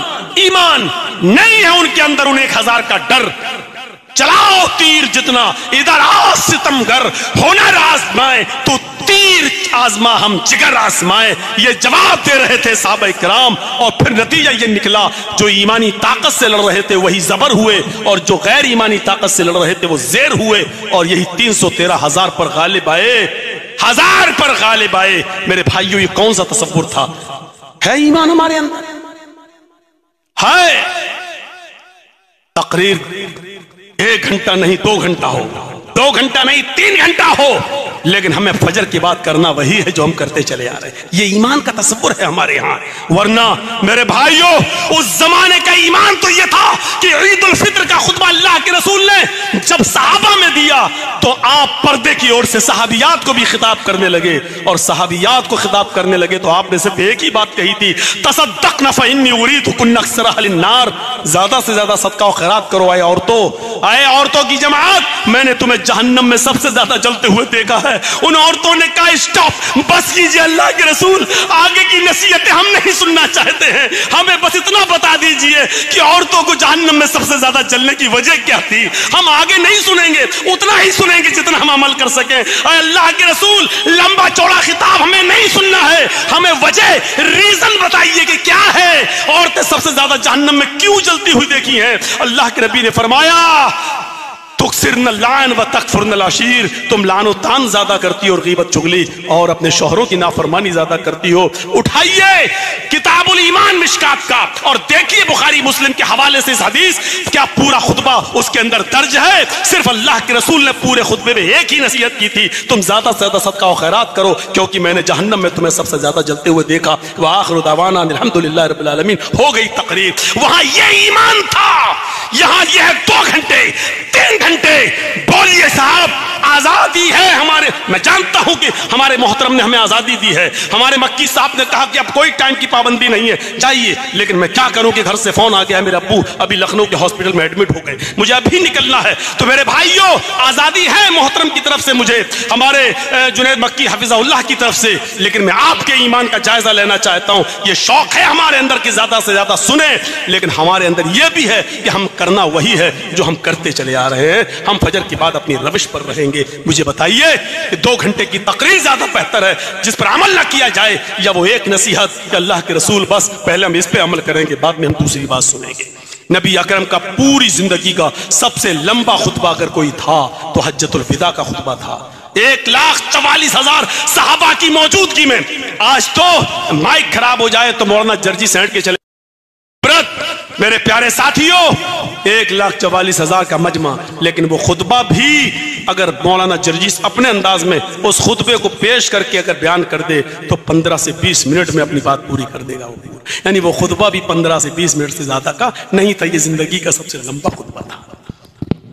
خطبوں سے, تقریروں سے اسلام نہیں پھیلا ہے. یہ تو ایک ایمان کی تازگی کے لیے کر دی جاتی ہیں, ورنہ میرے بھائیوں ایمان سے اپنا رشتہ مضبوط کیجیے. آؤ دیکھو, فرعون نے کہا میں موسیٰ سے تنگ آ گیا ہوں, اب آمنا سامنا ہو جائے, آر پار کی لڑائی ہو جائے. ٹھیک ہے, ایک میدان میں جمع ہو جاؤ, آؤ دکھاتا ہوں تمہیں منظر. سوچئے اس منظر کے بارے میں, کیا تھا یہ منظر. موسیٰ علیہ السلام بھی اپنے چند مسلمانوں کو, چند ساتھیوں کو لے کر آ گئے. ان کے پاس تھے ہی کتنے مومن لوگ. فرعون بھی اپنا لاؤ لشکر اور جادوگروں کو لے کے آ گیا. آمنا سامنا ہونے لگا. ابھی ایمان سے پہلے کی بات بتاتا ہوں اور ایمان کے بعد کا ایمان, اسلام کے بعد کا ایمان بتاتا ہوں. ان 2 چیزوں کو سمجھ لو, پوری تقریر سمجھ گیا. فرعون نے کہا جادوگروں ایسی چیز آج دکھاؤ کہ موسیٰ اور موسیٰ کی فوج بھاگ جائے, ڈر جائے, ہم غالب آ جائیں. جادوگروں نے کہا بہت آسان, آج موسیٰ بھی ڈرے گا, موسیٰ کی قوم بھی بھاگے گی. کہا ٹھیک ہے, آج شکست نہیں ہونی چاہیے, فرعون نے کہا. لیکن جادوگروں نے کیا کہا فرعون سے, سردار ہمارے رب آپ غالب رہیں گے, آپ جیتیں گے, یہ میرا وعدہ ہے, لیکن ہمارا بھی کچھ مطالبہ ہے. کیا؟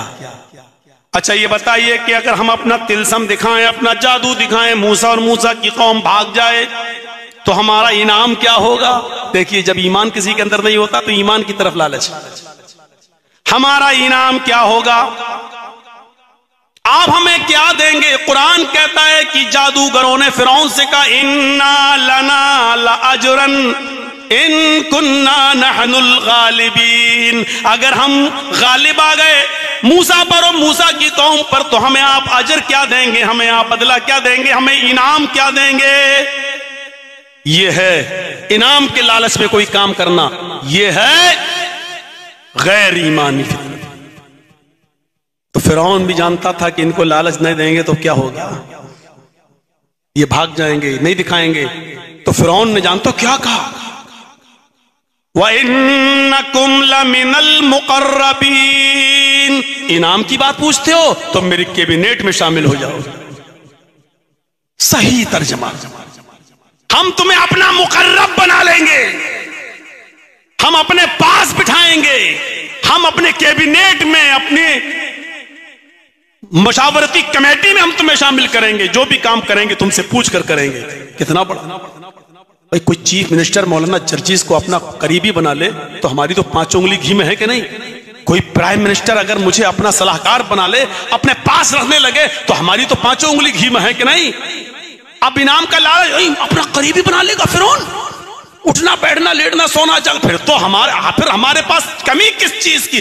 وَإِنَّكُمْ لَمِنَ الْمُقَرَّبِينَ, تم ہمارے مقرب ہو جاؤ گے, ہمارے کیبنیٹ میں شامل کر لیے جاؤ گے, ہمارے منسٹر, ہمارے وزیر بن جاؤ گے. جو بھی کام کریں گے ہم تم سے پوچھ کے کریں گے, جو چاہتے ہو تمہیں ملے گا. ٹھیک, معاہدہ ہو گیا, معاہدہ ہو گیا. فرعون نے کہا چلو جلدی بھگاؤ ان کو. اب دیکھیے کیا ہوتا ہے, وہ چیز دیکھیے. جادوگروں نے اپنی رسیاں پھینکی. 50 بار سن چکے ہوں گے یہ واقعہ مسجد کے خطیبوں سے, لیکن سنیے ہم جو چیز بتانا چاہتے ہیں اس پر ہم آپ کو لانا چاہ رہے ہیں. فرعون کے جادوگروں نے جب رسیاں پھینکی تو وہ سانپ بن کر رینگنے لگے، حالانکہ وہ سانپ نہیں تھے۔ فرعون موسیٰ کو اور موسیٰ کے ساتھیوں کو وہ دکھ رہے تھے۔ آپ جب تک چائے دیں گے وہ گفتگو ہوگی، ہونا یہ چاہیے تقریر کے بعد باہر چائے کا نظام ہے، پی کے جائیں۔ یہاں آپ دیں گے تو ایمان پہ تقریر، اور پھر دیکھیے یہ ہونا تھا۔ وہ بول رہے ہیں، وہ آواز یہاں تک آ رہی ہے اور تھوڑا سا ڈسٹرب ہو جاتا تو معاملہ گڑبڑ ہو جاتا ہے۔ تو سنیے میرے بھائیو، کیا کہا تھا؟ ٹھیک ہے، تلسم جادو، ان کو رسیاں دکھانے لگے، حالانکہ وہ تھی نہیں سانپ، لیکن سانپ دکھنے لگے۔ موسیٰ بھی ڈرنے لگے، قرآن کہتا موسیٰ بھی ڈرنے لگے، ادھر ادھر ہٹنے لگے۔ اللہ نے کہا لا تخف یا موسیٰ، موسیٰ ڈرنے کی ضرورت نہیں ہے، مت ڈرو۔ جن کو تم سانپ سمجھ رہے ہو اوریجنلٹی میں، حقیقت میں یہ سانپ نہیں ہے، یہ آنکھوں پر اس نے وہ ڈال دیا ہے، آنکھوں کو بند کر دیا، ہمیں سانپ لگ رہے ہیں لیکن ہے نہیں۔ کبھی کبھی جادوگروں کو آپ نے دیکھا ہوگا، مٹی اٹھائے گا، لاٹھی کو روپیہ بن گیا۔ آپ نے دیکھا ہوگا جادوگر آتے ہوں گے ہمارے آپ کے ہاں، مٹی اٹھائیں گے، دیکھو ایسے مارے گا لاٹھی، اوپر گھمائے گا، روپیہ بن گیا۔ ارے الو، وہ بیوقوف نہ رہا ہے، جب مٹی کا تو روپیہ بنا لیتا ہے تو پھر آدھے گھنٹے کے بعد پھر کٹورا لے کے انہیں لوگوں کے سامنے 2-2 روپے کی بھیک کیوں مانگ رہا ہے؟ اس کا مطلب یہ ہے کہ اس نے ہماری آنکھوں پر گرفت کر لی، ہمیں دکھائی دے رہا ہے لیکن وہ کہیں چھپا ہوا ہوتا ہے، ہمیں دکھتا نہیں ہے۔ ایسا ہوتا ہے ایسے کیا تو وہ اوپر آ گیا، ہم کو نظر نہیں آتا لیکن وہ ہے۔ موسیٰ ڈرو نہیں، جو تم کو سانپ لگ رہا ہے وہ سانپ ہے نہیں، تمہارے ہاتھ میں جو لاٹھی ہے مارو زمین پر، ان القی عصاک، جو لاٹھی جو عصا ہے اس کو زمین پر مارو۔ جیسے موسیٰ علیہ السلام نے اپنا عصا زمین پہ مارا وہ اژدہا بن گیا، اور منہ کھولا، اندر کی طرف سانس لی، اندر کی طرف وہ سارے سانپ اس کے منہ میں گھس گئے اور وہ نگل گیا سب کو۔ جادوگروں کو یہیں سے ہیبت ہو گئی، وہ سمجھ گئے ہم نے جو دکھایا ہے وہ تلسم ہے، ہم نے جو دکھایا ہے وہ نقلی چیز ہے، ہم نے جو دکھایا ہے وہ ایک فضول چیز ہے، اور موسیٰ نے جو ابھی کرتب دکھایا ہے وہ جادو نہیں ہے، وہ اللہ کی طرف سے دی ہوئی نشانی ہے۔ سمجھ گئے کہ اگر اب ہم نے کچھ بھی دکھایا تو اب کچھ ہم کامیاب ہونے والے نہیں ہیں۔ جب فرعون کے جادوگروں نے سمجھ لیا کہ ہماری نقلی چیز ظاہر ہو گئی اور موسیٰ نے جو دکھایا وہی اوریجنلٹی ہے، وہ حقیقت ہے، تو اسی وقت وہ سب کی سب چیخ پڑے۔ سنیے ان کی آواز، جادوگر کیا چیختے ہیں؟ آمنا برب العالمین رب موسیٰ و ہارون۔ موسیٰ تم نے جو چیز دکھائی وہ اللہ کی طرف سے واضح نشانی ہے، اس نشانی کو دیکھنے کے بعد ہم رب العالمین پر ایمان لائے۔ اب سوال پیدا تھا کہ رب العالمین تو یہ بھی اپنے آپ کو کہتا تھا، فرعون انا ربکم الاعلی، میں تمہارا سب سے بڑا رب ہوں۔ تو فرعون کہنے لگا کیا ہمارے اوپر ایمان لائے، ہمارے اوپر؟ تو فوراً جادوگروں نے کیا کہا؟ نہیں، رب موسیٰ و ہارون، ہم اس رب پر ایمان لائے جو موسیٰ کا بھی رب ہے، جو ہارون کا، کیونکہ موسیٰ اور ہارون یہ دونوں تجھے اپنا رب نہیں مانتے۔ ہم اس رب پر ایمان لائے جو دونوں جہان کا پالنہار ہے، جو موسیٰ کا رب ہے اور ہارون کا رب ہے۔ معاملہ بدل گیا۔ اب آپ نے جادوگروں کی 2 حیثیتیں دیکھ لی، ایمان لانے سے پہلے ان کی حیثیت دیکھ لی، اور اب ایمان لائے، اب ایمان لانے کے بعد کی حیثیت دکھا رہا ہوں۔ جب ایمان آ گیا تب ان کے اندر طاقت کیا آئی، اب دیکھیے وہ چیز دکھانا چاہتا ہوں۔ فرعون نے کہا تم بدل گئے، تم چینج ہو گئے، ہمارے حکم کے بغیر، ہماری اجازت کے بغیر، تم بہت غلط کر رہے ہو، پلٹ آؤ ہماری طرف۔ کہا نہیں، اوریجنلٹی دیکھنے کے بعد پلٹنے کا سوال ہی پیدا نہیں ہوا۔ فرعون کا پورا لشکر کھڑا ہے، یہ چند جادوگر جو ایمان لائے اب لاؤ لشکر سے نہیں ڈر رہے ہیں، فرعون کے ظالم سپاہیوں سے نہیں ڈر رہے ہیں، ایمان پیدا ہو گیا ان کے اندر۔ اب کیا کہہ رہے ہیں؟ نہیں، اب ہم ایمان لا چکے، ہم نہیں پلٹ سکتے ہیں۔ جانتے ہو فرعون نے کیا کہا؟ پلٹ جاؤ۔ کیا کہا؟ لن نصرک علی ما جاءنا من البینات والذی فطرنا، لن نصرک، اب ہم آپ کو ہرگز ترجیح نہیں دے سکتے ہیں۔ اس نشانی کے آ جانے کے بعد جو ہمارے رب کی طرف سے واضح طور پر ظاہر ہو گئی، ما جاءنا من البینات، اللہ کی طرف سے واضح نشانی آ جانے کے بعد، اوریجنلٹی دیکھنے کے بعد، اللہ کی قدرت دیکھنے کے بعد، موسیٰ علیہ السلام کی کرامت دیکھنے کے بعد، اللہ کی طرف سے یہ چیز دیکھ لینے کے بعد اب ہم ایمان سے پلٹ جائیں، یہ نہیں ہو سکتا ہے۔ اس کے جواب میں جانتے ہو فرعون نے کیا کہا؟ وہ چیز دیکھ لیجئے اور ایمان پیدا کر لیجئے اپنے اندر۔ فرعون نے کیا کہا؟ نہیں ایمان لاؤ گے، نہیں ایمان سے باز آؤ گے، نہیں مجھے رب مانو گے؟ کہا نہیں تو سنو ہم تمہارا کیا کریں گے۔ کہا کیا کرو گے؟ کہا لَأُقَطِّعَنَّ أَيْدِيَكُمْ وَأَرْجُلَكُمْ مِنْ خِلَافٍ ثُمَّ لَأُصَلِّبَنَّكُمْ أَجْمَعِينَ۔ قرآن کی آیت پر غور کیجئے۔ فرعون نے کہا اگر تم نے موسیٰ اور ہارون کے رب کو نہیں چھوڑا، لَأُقَطِّعَنَّ أَيْدِيَكُمْ وَأَرْجُلَكُمْ، تو ہم تمہارے ہاتھ کٹوا دیں گے اور پیر کٹوا دیں گے، مخالف سمتوں سے، من خلاف، مخالف سمتوں سے۔ دائنا پیر کاٹیں گے تو بایاں ہاتھ، دایاں ہاتھ کاٹیں گے تو بایاں پیر، یعنی ایک ہاتھ کاٹیں گے ایک پیر، دایاں ہاتھ کاٹا تو بایاں پیر اور بایاں ہاتھ کاٹا تو دایاں پیر، ہم مخالف سمتوں سے تمہارے ہاتھ کٹوا دیں گے اور پیر کاٹ دیں گے۔ لَأُقَطِّعَنَّ أَيْدِيَكُمْ وَأَرْجُلَكُمْ، الفاظ کی زیادتی معنی کی زیادتی پر دلالت کرتی ہے۔ عربی زبان میں قطع یقطع کے معنی کاٹنا اور قطع یقطع کے معنی ہوتے ہیں ٹکڑے ٹکڑے کرنا۔ لَأُقَطِّعَنَّ أَيْدِيَكُمْ، فرعون نے یہ نہیں کہا تھا کہ ہم تمہارا ہاتھ کاٹ دیں گے یا پیر، بلکہ یہ کہا تھا کہ ہم تمہارے پیروں کے ٹکڑے ٹکڑے کروا دیں گے، تمہارے ہاتھ کو بھی ٹکڑے ٹکڑے کروا دیں گے۔ ہم اس کو اپنی زبان میں کہہ سکتے ہیں مخالف سمتوں سے ہاتھ اور پیر کٹوا کر ہم اس کے کیما کیما کر دیں گے، اس ہاتھ اور پیر کو ہم بوٹی بوٹی کر دیں گے۔ اتنا ہی نہیں، جب تم تڑپنے لگو گے اس سرزمین زمین کے اوپر تڑپو گے، ثم لَأُصَلِّبَنَّكُمْ أَجْمَعِينَ، پھر تمہارے کٹے ہوئے ہاتھ اور پیر کے ساتھ تمہاری گردن میں پھانسی کا پھندا ڈال کر تمہیں ہم سولی پہ لٹکا دیں گے، پھانسی دے دیں گے، سولی پہ لٹکا دیں گے۔ یہ وہی لوگ ہیں جو ابھی ایمان نہیں لائے تھے، جو ابھی فرعون سے کہہ رہے تھے کہ اِنَّا لَنَا لَأَجْرًا إِن كُنَّا نَحْنُ الْغَالِبِينَ، اگر ہم غالب آ گئے تو آپ کیا انعام دیں گے؟ جو ابھی تک لالچ میں فرعون کے لیے کام کر رہے تھے، جب ایمان ان کے اندر پیدا ہو گیا تو ان کا جواب کیا تھا؟ آئے فرعون، ہاتھ کاٹنا چاہے کاٹ لے، پیر کاٹنا چاہے کاٹ لے، ٹکڑے ٹکڑے کرنا ہو تو کر لے، مجھے سولی پہ لٹکانا ہو تو لٹکا دے۔ فَقْضِ مَا أَنْتَ قَاضٍ إِنَّمَا تَقْضِي هَذِهِ الْحَيَاةَ الدُّنْيَا، اے فرعون تجھے جو کرنا ہے اس دنیا میں کر لے، تجھے جتنا مارنا ہے اس دنیا میں مار لے، اس لیے کہ تو صرف اسی دنیا کا فیصلہ کر سکتا ہے، آخرت کا فیصلہ نہیں۔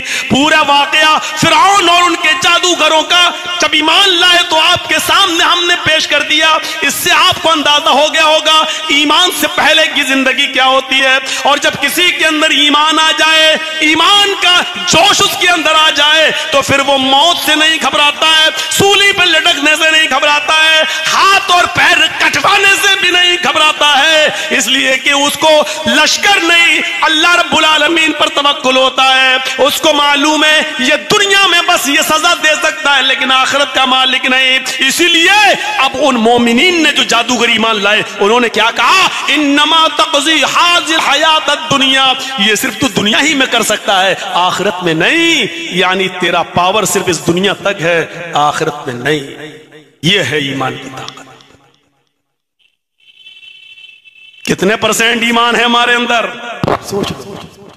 اور پھر پرانے واقعات کو بھی ذہن میں رکھو، وہ سمیہ کے اندر کیا چیز تھی؟ ابو جہل کھڑا ہے، ابو لہب کھڑا ہے، دشمن کھڑے ہیں، ننگا برہنہ کر دے، طبقات پڑی اپنے ساتھ کی، کپڑے اتار دیے گئے اور اندام نہانی میں نیزہ۔ اکیلی عورت کیا کہہ رہی ہے؟ تصور کیجئے، اکیلی عورت اور کیا کہہ رہی ہے؟ عمار اور یاسر سامنے، لیکن ایمانی طاقت دیکھیے کیا کہتی ہے ابو جہل؟ جتنی دیر تو ہمیں مارنے میں لگا رہا ہے اتنی دیر مجھے جنت میں جانے میں لگ رہی ہے۔ نیزہ داخل کیا شرمگاہ میں، پیچھے سے ہاتھ بندے تھے. کیا کہتی ہے ثبت قدمی علی دینک. یہاں پر بھی اس کی زبان سے یہ نہیں نکلتا اللہ میری مدد کر، مجھے بچا لے، میری جان کی حفاظت. نہیں، یہ نہیں کہہ رہی ہے. کیا کہہ رہی ہے اللہ اس کی دی ہوئی تکلیف ہے کہیں مجھ سے میرا دین نہ چھین لے، مجھے میرے دین پر ثابت قدم رکھ. سوچو ایمان کیا تصور ہے ایمان کا. ہمیں تھوڑی سی پریشانی آ جائے، اللہ لاک ڈاؤن کھول دے، اب تو پیٹ پہ لالے پڑ گئے بھوک کے. اللہ یہ 2 لوگوں کو عقل سلیم عطا فرما دے. ہماری دعائیں یہ ہونے لگی. وہاں اندام نہانی میں نیزہ، شرمگاہ میں نیزہ، ہٹا بھی نہیں سکتی کہ پیچھے سے ہاتھ بندے. اور کیا کہہ رہی ہے؟ یہ نہیں کہتی کہ اللہ میری جان کی حفاظت فرما. کیا کہتی اللہ اس کی دی ہوئی تکلیف کہیں مجھ سے میرا ایمان نہ چھین لے، مجھے ثابت قدم رکھ. یہ کون سا ایمان؟ کیا جذبہ تھا یہ ایمان کا؟ ہم کہاں ہیں، کس جگہ پر ہیں؟ ہماری حیثیت، ہم اپنے ایمان کو ذرا تلاش کریں. کتنے معاملات ہمارے سامنے ہوتے ہیں لیکن ابھی ہم اسی روش پر ہیں. ہمارے اندر اتفاق نہیں ہو، اتحاد نہیں آئے گا. وہی جلن، وہی حسد، وہی کینہ، وہی بغض، وہی اناد، وہی دشمنی ہمارے دلوں میں رہے گی. کہاں ہے ایمان ہمارے پاس؟ ابھی مولانا جرجیز کے پاس 2 روپیہ زیادہ ہو جائے، ابھی ہم اپنے سے جو آدمی مستحق ہے اس کا حق مار کر روپے اور پیسوں کے بلبوتے پر ہم آپ کے پاس آ کر ہم اپنی انٹری لے سکتے ہیں. اس وقت ہمارا ایمان کہاں چلا جاتا ہے؟ وہ کون سی چیز تھی کہ صحابہ کرام بھوکا رہنا گوارا کر لیتے تھے لیکن لقمہ حرام کا اپنے حلق کے نیچے نہیں ڈالتے تھے؟ کیا ابو بکر صدیق کا وہ واقعہ نہیں سنا جو کھجور کھا لیا؟ کہاں چلا گیا وہ تصور ہمارے اندر سے؟ ہم اپنا جائزہ لیں، جائزہ انگلی ڈال ڈال کر کے وہ نکال دیا. ہم تصور کریں ہمارا اٹھنا، ہمارا بیٹھنا، ہم اپنے مسلمان بھائیوں کو دھوکہ دے رہے ہیں. یا ایھا الذین آمنوا لا تاکلوا اموالکم بینکم بالباطل. ایمانوں والو، مسلمانوں تم آپس میں ایک دوسرے کا مال ناجائز طریقے سے مت کھاؤ. مولانا جرجیز موبائل سنبھالنا جانتے ہیں، میکینک ہیں. آپ آئے دیکھ لیجئے، ہمیں معلوم ہے 100 روپے میں صحیح ہو جائے گا، کمی کیا 800 روپے بتا رہے ہیں. کم ہوتے ہوتے ہوتے ہوتے 500 پہ تو معاملہ آئے گا، 400 پہ تو آئے گا. 400 ڈن. پھر بھی ہمیں معلوم ہے 100 روپے کا کام ہے، 400 مل رہے، 300 کا فائدہ. آپ کیا سمجھتے ہو؟ کیا یہ عہد و پیمان کے تحت آپ کی کمائی جائز ہوگی؟ نہیں. آپ نے کیا کہا؟ آپ نے اس سے یہ نہیں کہا کہ 100 روپے میں ٹھیک ہو جائے گا لیکن ہم 800 لیں گے. یہ نہیں کہا آپ نے. آپ نے کہا کہ اس میں تو بہت کمی ہے، اس میں تو اتنا خرچہ لگے گا، باہر جانا پڑے گا، وہاں سے لے کے آنا پڑے گا، اس میں 800 روپے کا آئے گا. یہ ہوتے ہوتے معاملہ 400 پہ. آپ کیا سمجھتے ہیں کہ آپ کے لیے 400 روپے جائز ہیں؟ قاضی شریح ایک گھوڑا خریدنے کے لیے نکلتے ہیں. گھوڑا بیچنے والا یہودی تھا. یہودی سے پوچھا یہ گھوڑا کتنے کا ہے؟ اس نے کہا 400 درہم کا. دیکھو 400 درہم تو میں دے دوں گا لیکن پہلے چلا کے دیکھوں گا گھوڑا ہے کہ نہیں 400 درہم کا. قاضی شریح نے جب اس گھوڑے کو چلا کے دیکھا تو لوٹ کے آئے، کہنے لگے کیا کسی مجبوری میں تم گھوڑا بیچ رہے ہو؟ اس نے کہا قاضی صاحب آپ کو اس سے کیا مطلب ہے؟ 400 درہم ہے، دینا ہو تو لو، رہ جاؤ. کہا نہیں تمہارا گھوڑا 500 درہم کا ہے. اس نے کہا دیکھو میری طرف سے قیمت 400 درہم ہے، اگر آپ 500 دینا چاہو تو آپ کی مہربانی ہے لیکن ہماری طرف سے 400. قاضی شریح نے کہا رکو ایک دفعہ اور دیکھتا ہوں. دوبارہ گھوڑا دوڑایا اور چلا. پھر آئے، کہا تمہارا گھوڑا تو 600 درہم کے لائق ہے. اس نے کہا دیکھیے آپ بار بار ہم کو ٹارچر مت کیجیے، میری طرف سے 400 ہے، آپ اگر 500 دے دیں 600 دے دیں تو آپ کی مہربانی ہے لیکن ہم 350 نہیں دیں. قاضی شریح نے کہا رکیے تھوڑا سا اور دیکھتا ہوں. پھر دیکھا، کہا نہیں یار 700 درہم کے لائق. اس نے کہا بھائی آپ جائیے یا تو دے دیجئے یا جائیے. بار بار کیوں کہا؟ ایک بار اور گئے، چیک کر کے آئے اور کہا تمہارا گھوڑا 800 درہم کے لائق ہے. اس نے کہا لائیے ہمیں رسید دیجیے، ہمیں نہیں بیچنا ہے. میں کتنی بار کہہ چکا ہوں کہ دینا ہو تو دے دو، 400 ہے میری قیمت، آپ 800 کہہ رہے ہیں. کوئی 400 میں پھر لینے کے لیے تیار نہیں ہے. لوگوں کو میری مجبوری معلوم ہے اس لیے وہ چاہتے ہیں کہ 300 میں مل جائے. ان کو معلوم ہے کہ اس کو تو بیچنا ہی ہے اس لیے انہوں نے 300 لگائی ہے. ہم نے 400 رکھی ہے کیونکہ مجھے ضرورت 400 درہم کی ہے. قاضی شریح نے اس کو 800 درہم دی اور گھوڑا لے لی. ہمارے ہاں تصور کیا ہے؟ उस लड़के की माँ बीमार है, बाप को कैंसर है या माँ को कैंसर है, उसकी एक जमीन पड़ी हुई है, उस जमीन की कीमत है 5 लाख, वो बेचेगा क्योंकि उसको अपनी माँ का इलाज कराने के लिए और कोई रास्ता नहीं है। अब हम पड़ोसी हैं, हमारी नजर क्या है, 5 लाख की जमीन है उसकी, लेकिन मजबूरी में बेचेगा अपनी माँ का इलाज करने के लिए। हम 4 में ले लेंगे, हम 3.5 में लेंगे, 3 में लेंगे। और वो आदमी अपनी माँ का इलाज करने के लिए कहता साहब तुम तो जानते हो 5 लाख कौन लेगा, कोरोना में बहुत ढीला चल रहा है मार्केट, नहीं, अरे जाओ जो ले। उसको मालूम है कि कोई और लेगा नहीं और इसके पड़ोस की जमीन हम ही ले सकते हैं। और फिर 5 लाख की जमीन को 3.5 में या 4 में वो बेच देता है बेचारा मजबूरी में। क्या ये नाजायज तरीके से माल खाना नहीं हुआ, किसी की मजबूरी का फायदा उठाना? आप चाहे कितना कहते रहिए कि हमारा तो अहदो पैमान हुआ, हमने तो उससे मुआहदा किया, हमने तो तय किया, उसने खुशी खुशी दिया। नहीं, खुशी खुशी नहीं दिया, उसने अपनी मां के कैंसर के इलाज के लिए अपनी जमीन बेची। आप 5 लाख की जमीन को यह सोचकर कि उसकी मां बीमार है 5.5 दे देते, पड़ी रहेगी हमारी जमीन की कीमत फिर बढ़ जाएगी। आप ये भी तो कर सकते थे, 5 की जमीन को 4.5 में आप क्यों लेते हैं? 5 की जमीन को 5.5 में आपका जमीन क्यों नहीं गवारा करता है लेने का? हम हमेशा मजबूरी का फायदा उठाते हैं। लड़ो मरो इसी तरीके से और देख लीजिएगा हम इतना सब कुछ कर देख रहे हैं। हालात का जायजा, मौलाना कलीमुद्दीन साहब की गिरफ्तारी,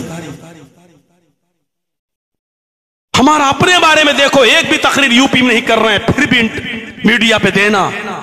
सारे प्रोग्राम मेरे बंगाल पे हो रहे हैं, फिर भी जी हिंदुस्तान और इंडिया टीवी पर बार बार हमको दिखाना। लेकिन हमें इबरत हासिल नहीं हो रही है कि हम कहां हैं।